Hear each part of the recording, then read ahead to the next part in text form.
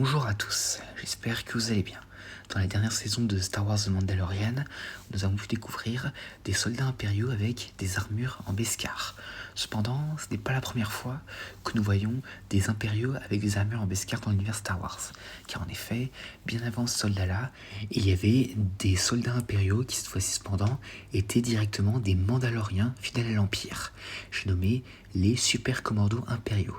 Et c'est de ces soldats dont nous allons parler aujourd'hui. Donc, les super commandos impériaux sont des soldats mandaloriens fidèles à l'Empire, dont l'excellence au combat n'était pas éclipsée par leur impitoyabilité. Leur armure était blanche et en beskar, avec une cire spéciale.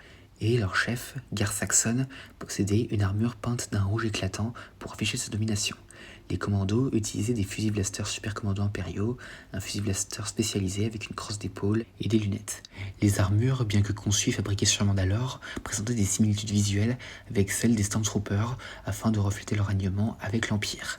Elles étaient normalement blanches, rappelant l'armure des Stormtroopers, cependant elles pouvaient être mises en valeur par différentes couleurs pour indiquer son statut. Gar Saxon, en tant que vice-roi impérial de Mandalore, ajouta de la peinture rouge, tandis que d'autres, certainement les hauts gradés, avaient les épaulettes jaunes. Donc, les super commandos ont servi comme soldats du vice-roi impérial Gar Saxon pendant l'ère impériale. Saxon faisait partie de la main de l'empereur, qui dirigeait les Mandaloriens au nom de l'Empire. Les commandos étaient responsables de la destruction d'une grande partie des œuvres d'art créées par l'artiste mandalorien Versailles Cast. En guise de pénitence pour l'évasion de Sabine Wren de l'Académie impériale de Mandalore, Saxon a forcé le frère cadet de Sabine, Tristan, à servir dans les super commandos afin de prouver la loyauté du clan Wren envers l'Empire.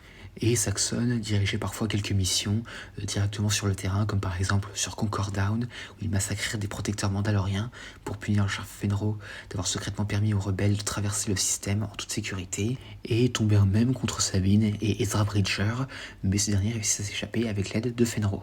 Et plus tard, Saxon revint avec ses commandos pour tenter de détruire le clan Wren, et pendant un court instant, il utilisa le sabre noir, mais finalement il est éliminé par la mère de Sabine. Et la mort de Saxon plongea Mandalore dans une guerre civile. Les commandos tombèrent sous la direction du nouveau gouverneur impérial de Mandalore et frère de Saxon, Tiber Saxon. Et plus tard, pendant une tentative de libération de Mandalore, les commandos combattirent plusieurs membres du clan Wren. Et Saxon tenta même de piéger Sabine, mais cette dernière réussit à le déjouer et le tua en détruisant son destroyer stellaire. Et par la suite, plus aucun commando n'est apparu après ça, à l'exception du capitaine Hark, qui en plus de ça, commençait déjà à douter des intentions du gouverneur. Et par la suite, les super commandos mandaloriens disparurent, mais comme je l'ai dit au début de la vidéo, les soldats en armure en beskar de Moff Gideon leur sert un peu de successeur. Et c'est tout ce que j'ai à dire concernant les super commandos impériaux.